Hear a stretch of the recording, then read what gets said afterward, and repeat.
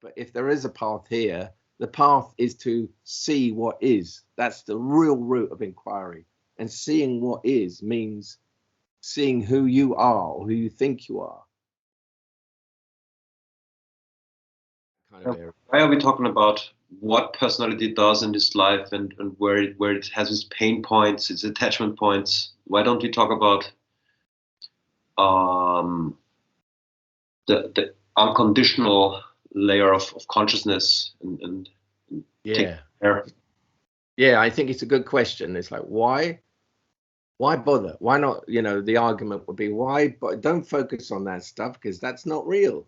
They may be saying, focus on the real stuff. The all you are is consciousness, and this is just a diversion. You could argue, well, you're just stuck in the story or the relative, and so I think it's a very good question. So what are we talking about here? Everybody who's who's seeking or talking about this knows that there is there's something, we could call it, we could call it, some people call it the Tao. Okay, let's put it this way. I'm going to interrupt myself. It seems to me there's two kinds of people. One, person A, which is the main ingredient of the group personality. They believe that who they are is who they are and that it's real and that that's all there is. The spiritual stuff is just what they would call woo-woo. The relative is the only thing really. I mean, they may have religious beliefs, but that's a whole different area of religion, I would say. Even you can hold religious beliefs but still maintain the idea that you are a doer, you're in control of your life in that sense. And in that life, life is relatively simple because there's only few things, you need to earn money, you need to get food on the table, you have values, you have your family, and all these things are primary things that you need to fulfill your life.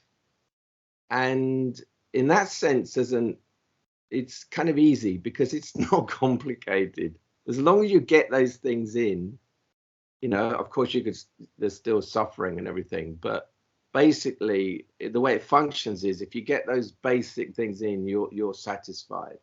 So the second type of person, those things that would satisfy person A don't satisfy person B. They may have all those things. They may be comfortable, they may be relatively happy, they may have a job that's okay, they're earning enough money, but those things won't satisfy something in them, some indefinable thing in them, which I suppose I would call the yearning. So there's a yearning for something that they don't know what it is, but they know there is something else. So if you are one of these people who in category B, of course, it's natural then you start seeking what that thing is, that spiritual thing is. It's, it's called spiritual, but you don't know what it is. And then obviously you start tuning and listening to people who talk in that area, to all the speakers out there.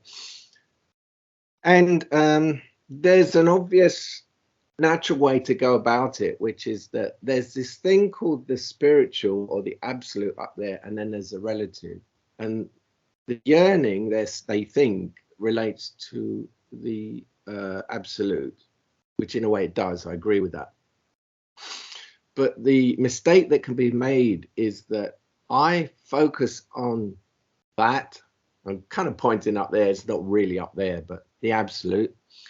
And by doing that, I achieve it. I find it in my life, and I leave behind this, meaning the relative. So to me, that is a mistake, and that's an imbalance. So the way they go around about that is that the false idea is that if I think about the absolute and the spiritual, if I have beliefs about it which I live by, if I submerge myself in concepts about it, say non-duality, you can know all the concepts, you can immerse yourself in it. So the idea is that by doing that, that you achieve it or you enter it fully. And that's, you know, to some extent, that's understandable that you would think that, because, you know, what we focus on does to some extent become our experience. You know, there's the famous line, if you think about a lemon, you can almost sort of feel sourness in your mouth. What you focus on enters your consciousness, and to an extent you experience it. So that's being applied to the absolute. If I just read enough books, if I focus on these thoughts, you know, this is where affirmation work comes in. And yeah, as you know very well, if I think about this enough and just believe it enough, I can brainwash myself into it. Now, that could be true that it works like that. But in fact, my experience is it doesn't work like that. You can't force yourself into it. You can't trick yourself into it. And I think there's a sort of basic rule of why that doesn't work, because my experience of this is that you can't, well, first of all, you can't ignore the relative. The absolute, the spiritual, if we want to call it that, is found within and through the relative. So in the relative level, we all have lives, we all have identities, we all have things we might want to achieve, and we want to be happy. You know, that's all part of natural human life. But something, as we know, grows up, which here we call personality, which some people will call ego, but that is not really the same thing. You know, ego is a word that's used in many different ways, but essentially it generally often applies to the sense of a self, an identity. And, you know, I would argue that that's what we need to operate as a human being. So when people say, oh, the ego is bad and the ego is made to be the thing that you want to leave behind, I don't agree with that, because we all have a self, a sense of self, and we need to live that out as long as we're human beings, whatever that is. We all need to function still. You know, I needed to call you to make this call. So that's why I don't use the word ego, because it's not accurate. But the word personality, again, you know, people have to know exactly how I use that word, or how Gurdjieff or Jean Klein or many others have used it. I'm kind of with them on this. And obviously people who know this work will know what I mean. The personality is the full self. So we all need a self in which to operate in the world. It becomes a host, and the personality takes over. And the personality is the response to the wound and the loss of our natural state. And suddenly we find ourselves with all sorts of strategies and patterns and emotions that are to do and have arisen out of the wound. So in order to avoid the pain of the wound, you know, say our wound is around not feeling lovable. So then the personality develops to try and prove we're lovable. So then it has these strategies in which to carry that out. Now there's many configurations of personalities, but it all has the same taste. And what happens over time is we become aligned with this full self, and we actually think that is who we are. So it's very important to clear away the mists. To find out who we are, the first thing you have to confront is, well, if you think of that personality, that's the first thing that has to be seen through. So someone with a strong personality and all the patterns of personality can have a certain yearning and start to yearn for the absolute and the spiritual while maintaining the personality. And it does this by, you know, thinking about spiritual, taking on beliefs, affirming things about it, immersing oneself in that whole world. But then all the time the personality is still running. So what I'm saying here is that the personality is the gatekeeper, the key. That's still a personality just doing the spiritual thing. It's never going to be harmonious because it's not complete. It's a personality that's doing something. And what we're talking about is through the dissolution, the loss of identification with personality, the absolute is revealed. So it's not like something you have to chase, you have to focus on, you have to, affirm or believe anything. It's actually just what's relieved. So the person seeing through the personality, the reason we talk about it is because it is the key to the whole thing, where it becomes harmonious rather than a spiritual doing or any spiritual bypassing. A key factor in all of this is what we call choiceless awareness. And as you know, choiceless awareness is not selective in what it falls on. So the scenario I've described, where the absolute is made a thing out there that we want to achieve through these strategies of focusing on it, but we don't want to focus on the fact that, oh, I'm an angry person, or this person triggered me, or there's a lot of sadness here. So immediately that is not choiceless awareness, that is personality awareness, which means the personality is saying, I want that, but I don't want that. I'm not going to look at that, but I will look towards that. Immediately that's not, well, for example, that's not non-duality, that's making a split, saying I like this, but I don't like that. That in its sense is keeping you from the absolute already, because you're kind of maintaining the machinery that's making that split. So in this, there's immersion in whatever is there and a seeing of whatever is there. There's no pulling back from, there's no pretending it's not there. What is there is there. If your personality is angry, it's angry. But what there is, bridging this, is the choiceless awareness being used for inquiry. The inquiry is, am I just that angry person? Am I just that personality? Is that who I am? Or am I something that was already there before all that developed? I think an interesting question in this context is also identification. Because when you talk about the different methods of, let's say, achieving choiceless awareness, then I think when you wish for freedom, or you wish for enlightenment or something, I think it automatically also shows identification, isn't it? I mean, these are all like what you call doing, like efforts and actually identified movements to open up. So it's literally personality saying, I want to get out of this, and I want to be awake.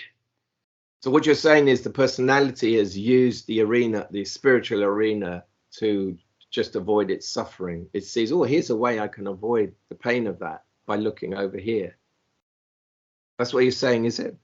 Yeah, it's the old game of converting into a spiritual personality. So you can be lighter, more open, loving, all these things, but still be a personality. Yeah, it's still another identity. It's just it's been given a spin and a polish, and it's a spiritual one. And yeah, we all know people like that. And so this is more fundamental. This is like, you've got to go beyond that. That's just another game being played. Yeah, the inquiry is not going deep enough. It knows that person maybe knows there's something else, but is willing to look at that to an extent, but it's not willing to look at where it is and what is manifesting right now as their experience of being a human being. Actually, the area where it hurts most.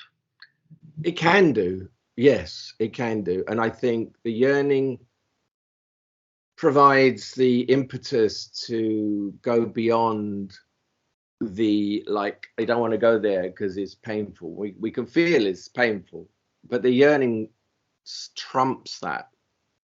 Its goal is beyond that. Its goal is to find out. Its goal is not to just avoid suffering.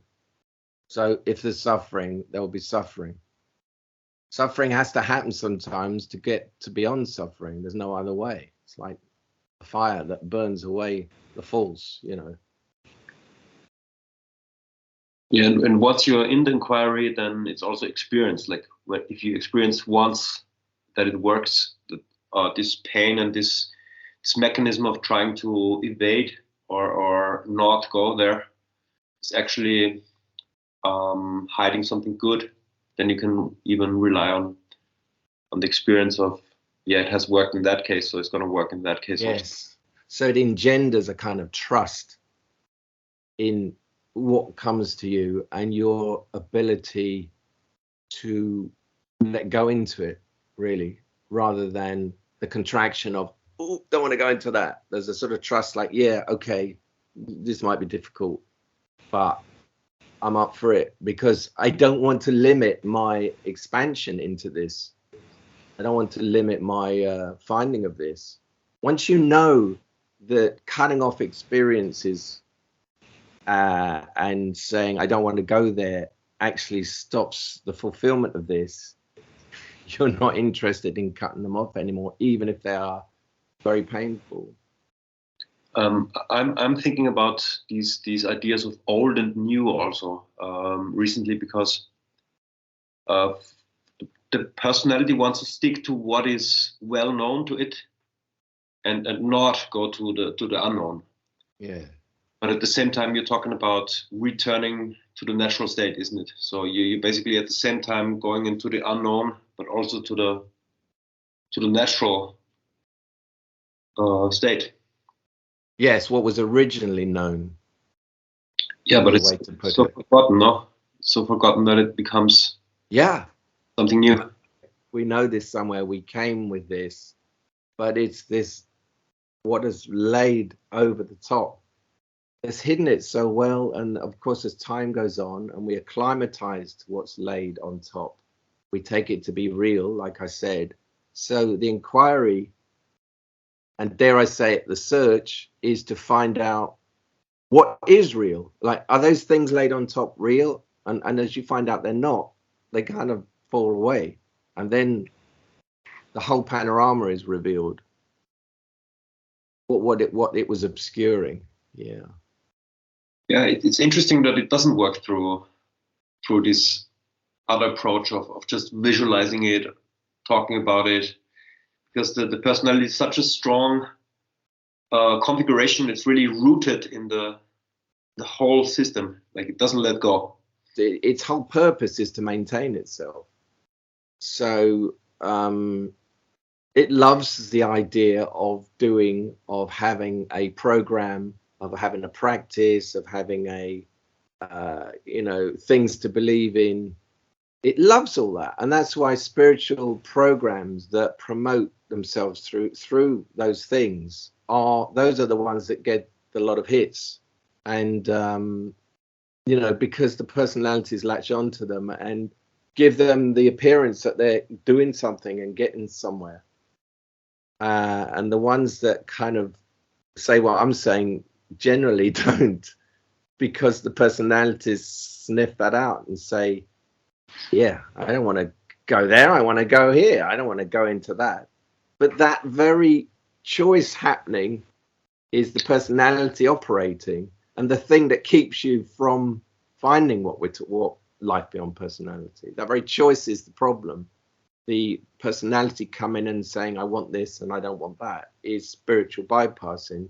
So, of course, you could say, oh, well, this is offering a system or a program. But I think there is a path. There is a kind of path. But the path is not believing this and thinking those thoughts and immersing yourself in those concepts is what's given as a path. But if there is a path here, the path is to see what is. That's the real root of inquiry. And seeing what is means seeing who you are or who you think you are, what the false self is. Yeah. And that's nothing to do with belief, taking on a non-dual belief or an absolutist belief. There's no one there. It's nothing to do with beliefs. It's to do with seeing. Yeah. This is really scary, because you can find out so many things. You can find out I'm an alcoholic. Yeah. I've got a rescue syndrome. That's why I'm doing this job. You could find out my relationship is a personality game joke. Yeah. These things, even my parents are playing this game with me, or my children, and yeah. And who wants to see that? Yeah. not the personality. The personality does not want to see that. You have to But be yearning. Sorry, go on. Just you have to be ready to face that stuff. I mean, Yeah, this is what we mean by readiness with a capital R. You know, readiness means that you are ready to go beyond the control of that personality that makes those decisions, those choices to not look here.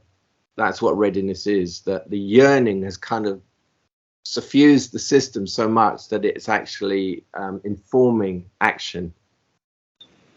Action meaning I will look at this, I will look at whatever I need to look at. If I need to see that I've got a rescuer syndrome, I will see it. Like, who doesn't want to see that? I mean, it's interesting. Why would you not want to see the structure of your personality and its particular quirks? Well, the personality doesn't want to see it because the personality doesn't want to be dissolved. It wants to continue. So maintaining its citadel and all its tricks and its structures is its job.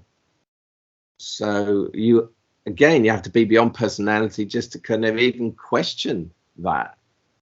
But in this, seeing all those, difficult things you might want to call them to see about how you are, how your life is, becomes, why wouldn't you want to see it? If you want to find this, you will look at anything. Everything is seen. And It doesn't become a big deal. It's like, it's more like you're more interested. Oh, look at that pattern I've had. And there's energy in it because in seeing it, you're already halfway out of it. To be able to see it without flinching from it and to understand it, it's losing its kind of place in your kind of psyche. Yeah, it's so much better to relax in that regard and just see everything as it is, as opposed to hoping not to be exposed or hoping not to be uncovered by other people or by myself. Yeah. Strange game, but it's so important. What a game, yeah. And what a lot of energy it takes. What a lot of energy that takes. And when that starts to fall away, it releases a lot of energy because it takes so much to maintain that life like that. But the price you pay is you see things you might, the personality wouldn't want to see. That is the price you pay. And one of the big prices you pay, I was talking to someone about this yesterday, is that when you start to find who you are beyond personality, there can be a feeling of like, where have I been? You can even have the feeling I've wasted my life, because I thought I was this and that was important. When you find this, what becomes important to you is totally different things. So the previous life in which making money or whatever it was that was important to you just immediately decreases. The things that are important to you beyond personality are totally different. For example, what we've been talking about, what's important to you is to see life as it is, whatever that is. But the other side before this, it's important for you to not see life as it is. Don't want to look at that. Don't want to look at that. I want to maintain this. I want to strive for that because then I'll be happy when I achieve that. There's a lot of energy that takes. Yeah. By the way, there's no criticism implied of, earlier I talked about the two different types of people. Well, this is a whole nother subject now. This again is seeing life as it is. The fact that one can see you're either into this or you're not. If you're not into this, if someone is not into this, if there was criticism of it, that would be personality again. But if there is just seeing of it, you are just seeing how life is. Some people do not have this yearning in them. They just don't. And you accept that's how they are. Just as you accept, I'm not like that. There is this yearning in me, and therefore I follow it and fulfill it. So it's not a criticism thing. It's more just like choices awareness sees it.